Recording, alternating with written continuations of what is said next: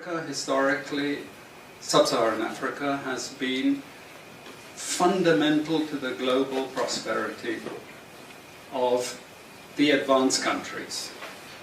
Okay?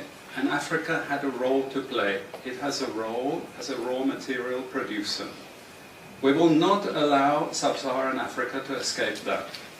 Okay, we do everything to keep sub-Saharan Africa where it is, also impoverished. It's absolutely vital for the prosperity of everyone else. So let's get clear. What I can do is just give you some charts and a couple of tables, just to paint a little bit of a picture that you already know. Okay, so what this presentation is fundamentally designed to say is this. Africa, historically, sub-Saharan Africa has been fundamental to the global prosperity of the advanced countries. Okay? And Africa had a role to play. It has a role as a raw material producer. We will not allow sub-Saharan Africa to escape that. Okay, we do everything to keep sub-Saharan Africa where it is, also impoverished. It's absolutely vital for the prosperity of everyone else. So let's get clear about that. Okay, and this means all the economic structures, all the global institutions, and the economics we teach everyone is all designed to keep Africa exactly where it is. And whether it is Europe or US or now China, it's always the same. We need Africa to be impoverished because we need those raw materials and we need them dirt cheap. Okay, so that's the message. It doesn't mean to say that there's nothing Africans can do. Of course there is. Okay, but this is the opposition that they're fighting. This is what it's about. Because if Africa does do something different, I assure you living standards of all those in Europe and North America and Asia is going to fall. Okay? And that is a big price to pay.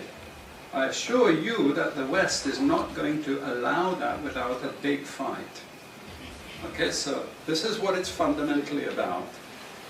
What I want to show you is how these structures are operating. It's just 20 minutes, so we can't do very much, but just to give you a little bit of an idea.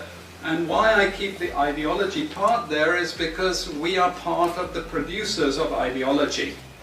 At universities and academic institutions, we are complicit in this whole enterprise. Okay, so the job of many Western academics is to convince Africans they have to keep doing what they're doing. Okay? And to show them it's your fault that you're poor. It's not our fault. It's your fault that you're poor. You know? So this is what we do in academic institutions, and I want to show that as well. We just start. This is what it's basically about, so you know what it's about. But I want to just show you the extent to which Africa is specializing in the production of raw materials and basic agricultural goods. We know the basic forces that have caused this underdevelopment. We know it's colonization. I will not discuss that very much because my colleague speaker is going to go into some aspects of this. But I do want to discuss the global economic structures, the global financial institutions, and economic ideology, briefly, to give you a flavor of those. Let me start with this. You can't really see it so easily, but if those of you who are interested, you want the PowerPoint, I'm sure we can make it available to you. But the thing that you really need to see is the top line. Okay? And the extent of dependency is captured by this statistic at the top. Okay? And you compare it with all other income groups, and what you see is essentially in that one statistic how dependent sub-Saharan Africa is on raw material production. Okay? This is the very heart of what makes sub-Saharan Africa beat.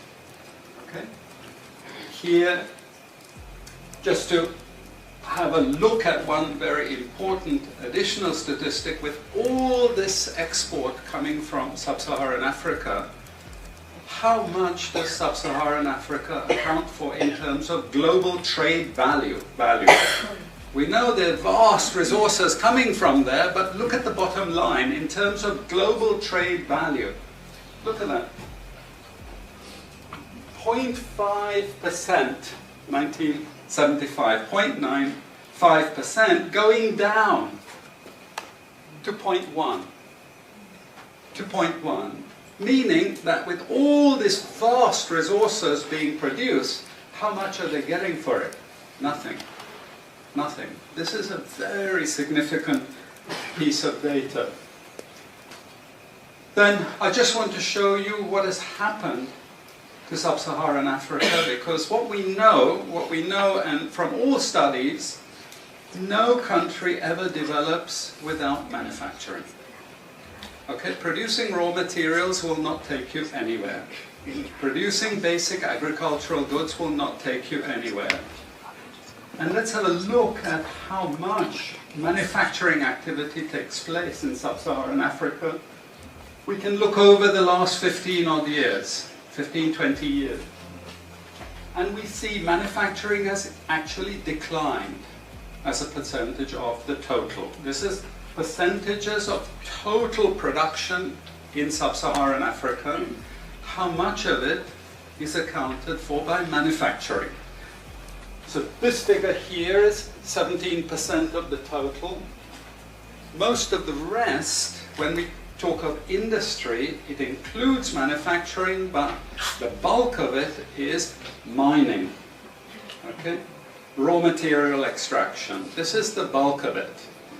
And here we see actually raw material extraction has stayed the same. What has caused industry to fall is the fall in manufacturing production. This is deliberate because we will never, as Western economists, as Western policymakers, we cannot afford to allow Africa to industrialize and start producing manufactures.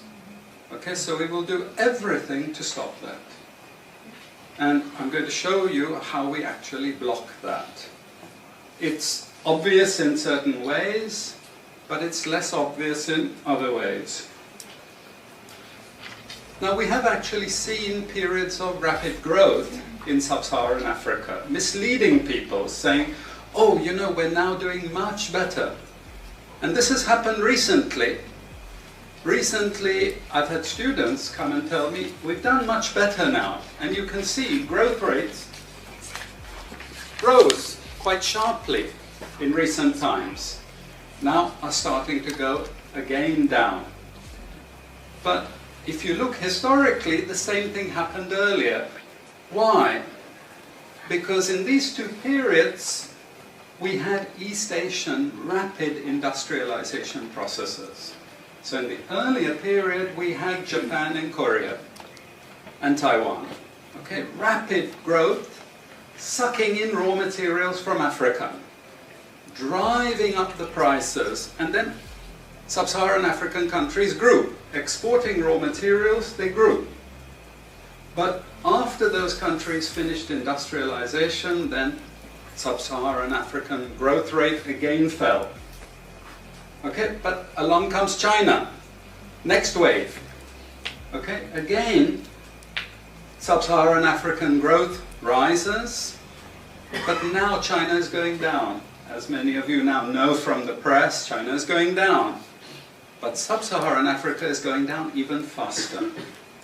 And we're going to go back to where we were again, with very low prices of raw materials, very low growth rates, and again, the sorts of poverty that we saw once before. Because, bottom line, sub-Saharan Africa is condemned to this role.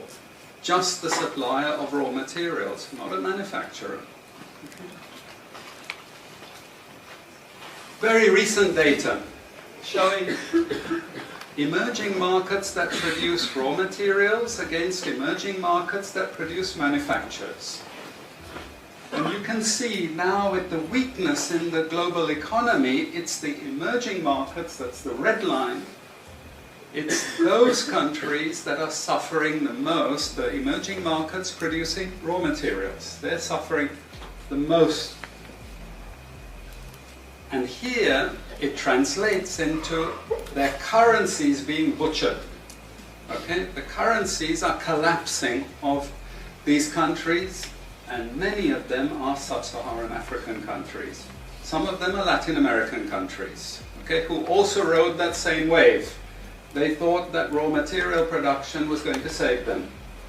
But now they're facing terrible problems.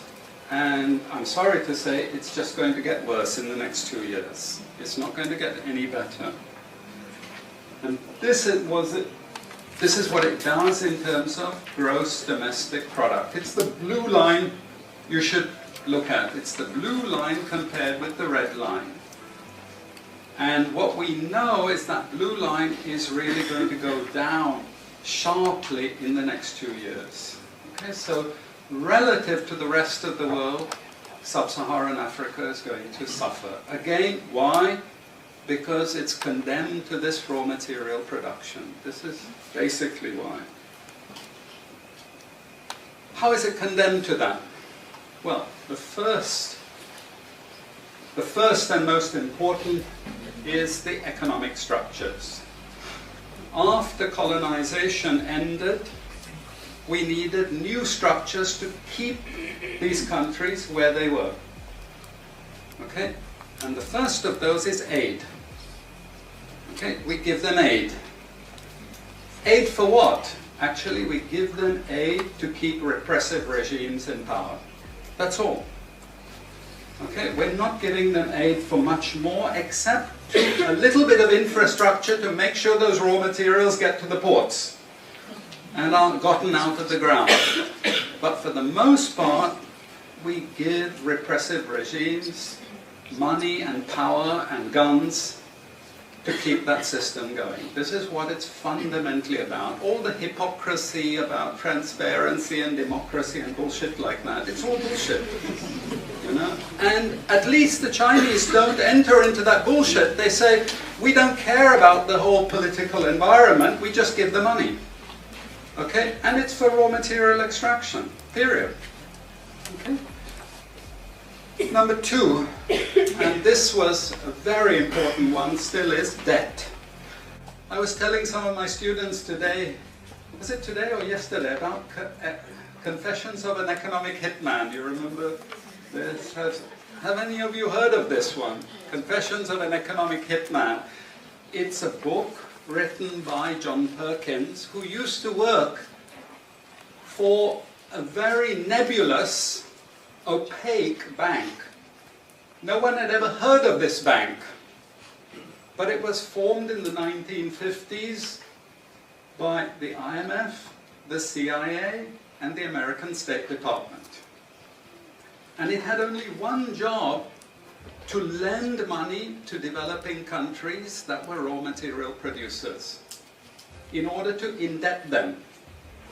Once you are in my debt, I control you. Okay? And this bank had 4,000 employees. But no one ever heard of this bank, you see. But it would go to country after country offering loans. And if the president did not accept the loan, they were killed. And he gives two examples of presidents who were killed when they did not accept the loan. You see, the lending is also very important to trap the country. It's very important. It's part of that process. I teach in Suriname. And Suriname in recent times had a huge foreign exchange reserve. So big they didn't need to borrow money. And then one of my students, who was very high up in government, he said, you know, the IMF is trying to convince us to borrow money from foreigners. Why? I thought, duh, you know, sorry about this, but, you know, this is the game. And in the end, Suriname did borrow this money because the IMF said, if foreigners lend to you, then everyone will think Suriname is such a strong economy that foreigners are interested in lending to you. You understand? Before Lula came to power, you know, the previous president in Brazil, Cardoso, his predecessor, took a gigantic international loan. No necessity for taking the loan. Why? Because once I catch you with the debt strings, I hold you forever. You are my prisoner. Okay, so debt has been this huge spider's web which has trapped sub-Saharan Africa and keeps them held there. Aid, debt. We have a third structure which is again not known by many people, but it's something that was put in place and continues to this very day, with no one discussing it. No one says anything about it. It is monopoly buying structures. This is for all raw materials and basic agricultural goods produced by developing countries. There are only 4 or 5 Western multinationals that buy all those goods. And they collude between them. So if you take any major product, these Western multinationals, they collude between them. Even if we go down to banana production, we had a PhD done here at the ISS, and the person showed that the 4 or 5 major multinationals, they collude, and in order to make sure their control is total, what they do is they force all the producers to produce the same uniform banana. You know, the crap you buy in the West and has no taste at all.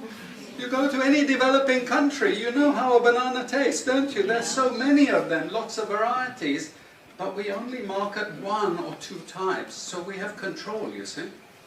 If you don't produce at the price I want you to produce, I go to the next country. You see, we get control. So these buyers, they impose that control, and they keep pushing the prices down and down and down. Okay, this is the game. No one says anything about it. There are no commissions of inquiry to say, this is illegal, what you're doing. The WTO has nothing to say about this. But sorry to say, you know, if banana prices rose 10 times, especially for people like me who love bananas, okay, I'd protest. I like my living standards. Okay, it's the same with all the other raw materials, you see. We're all benefiting, we're complicit. We're actually complicit in this because we will protest and shout out if the situation ever changed. Okay, now we come to those international institutions. And I must tell you this, from the outset, don't think of them as wicked. IMF, World Bank, WTO. We always think evil creatures, horrible. It's not. It's just economics. It's economic warfare. The rich declare war on the poor. It happens everywhere. It happens in a country. The rich control the government. Of course they do. You really believe you have democracy? Come on. You know, I mean, grow up. This is not about people living in democratic systems. What we have is the rich control. The rich set up these institutions explicitly to control the poor countries. And they don't give them much room for maneuver. Which incidentally, when the IMF starts talking of poverty alleviation, you should also understand that there's another game there also starting to play, which I'm going to come back to later. But what do these institutions do? What does the IMF do? What is structural adjustment about? It's about making sure countries keep producing what we want them to produce. We make sure they have recurrent balance of payments problems. You notice these countries never get out of balance of payments problems. You notice that? Whereas countries that never took IMF support are always out of balance of payments problems. But the countries that are continuously getting advice and support by the IMF, they're always in balance of payments problems. Why? Because that's the way we keep our stranglehold on them. And that's what we have done. We have done, the IMF and the World Bank. And they've also done something very, very important. And that is they have destroyed the self-sufficiency of these countries. Colonization started it. Okay? One of the most important things is we destroy food self-sufficiency. Okay? And the World Bank continued it. They forced most countries to eliminate all food subsidies and food support. Okay? Because once you don't produce your own food, I increase my control over you. How do we know this? Well, very funny thing happened some years ago. Not so funny, actually. It involved starvation of a large number of people in Malawi. Okay? Many of you could remember this because it was really tragic. But the Malawian finance minister, who was under terrible threat at the time, suddenly broke ranks and he said, well, you know why we had this famine? Because one of the conditions of the loan given by the World Bank was we destroyed all our grain surplus stocks. Why? Because remember, we want you dependent. 1970s, the US Senate, the US Congress said, we will not allow Latin America to produce their own food. We will start a strategy involving the IMF and the World Bank to destroy food self-sufficiency of Latin America. Then they will indeed be our true backyard. And that's exactly what they've done. Look at all the Latin American countries. Look at them. They used to be food self-sufficient, but they're no longer food self-sufficient. Now here comes the kicker. This is the beautiful part of it. I congratulate them. You know I admire them because they do it so well. Okay? I know it sounds really perverse. But we have now in the WTO something called the Agreement on Agriculture. Okay? You know what that Agreement on Agriculture states? It says, if you don't have any subsidies, you're not allowed to put these subsidies on food.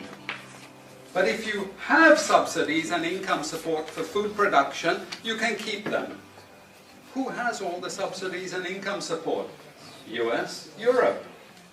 The largest budgets in the world for supporting their farmers are Europe and US.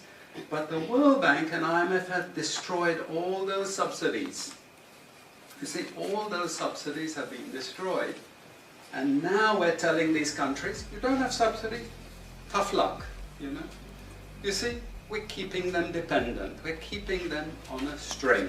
I have 5 minutes, so I have to be choosy about what I say next.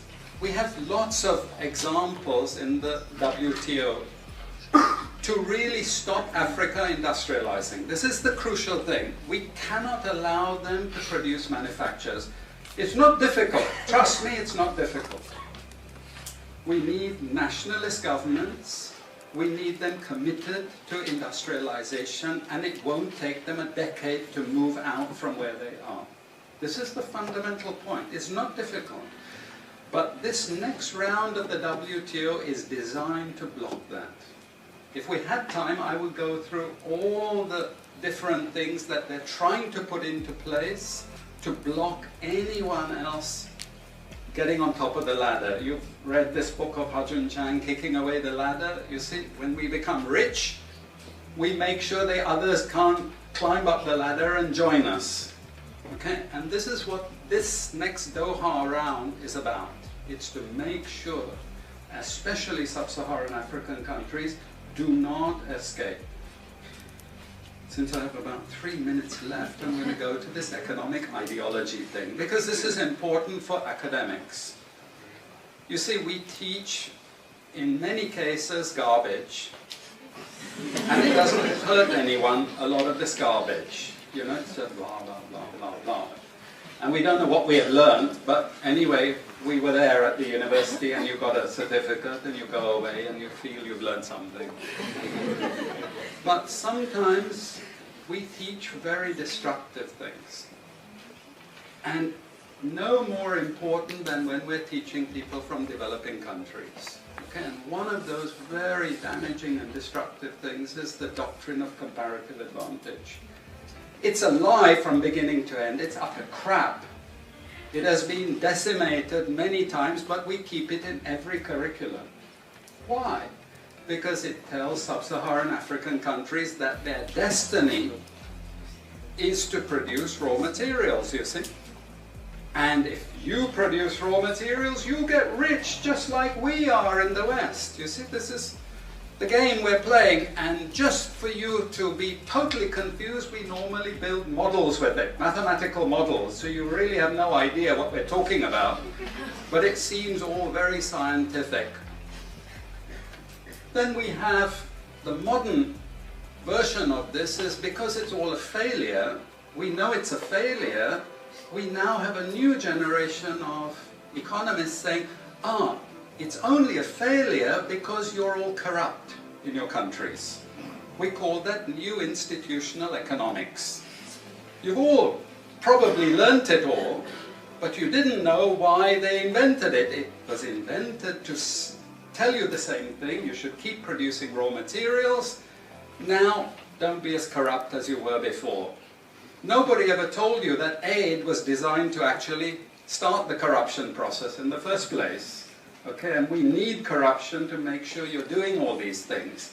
But now we blame the victim. You're poor because it's your fault, basically. And you're poor, stupid, and corrupt, basically. This is the message that we're giving people. We also have many theoretical justifications, but I'm going to say something controversial to end. And she's happy that I'm ending because she has to discipline me. And that is, there are also what I call more enlightened approaches, but which are also potentially destructive for sub-Saharan African development. And this is where I come back to the IMF and the World Bank. You see, now they're all into poverty alleviation. They want you to concentrate on redistributing income, and it's something nice. You're young people, you're socially conscious, you're aware. You don't like all this injustice. So you gravitate towards what we call pro-poor strategies. But actually, I'm sorry to tell you, that is not what Africa needs. Africa needs aggressive industrialization. When China was a communist country and we had equal distribution, who feared China? Who took them seriously? They weren't even the size of the Netherlands. But today, I can't open an internet site, I can't open a magazine, I can't open a newspaper without China, China, China, China. And we know what has built China. It's not socialism or communism, it's capitalism, guys. It's manufacturing, it's production. This is what creates employment, this is what created jobs. I'm not pro-capitalist, but this is the reality, and unfortunately, we're now going to get caught with the good cop, bad cop. The good cop is now IMF saying, oh, you must concentrate on poverty reduction and income redistribution, as long as we can take you away from industrialization. This is the crucial thing.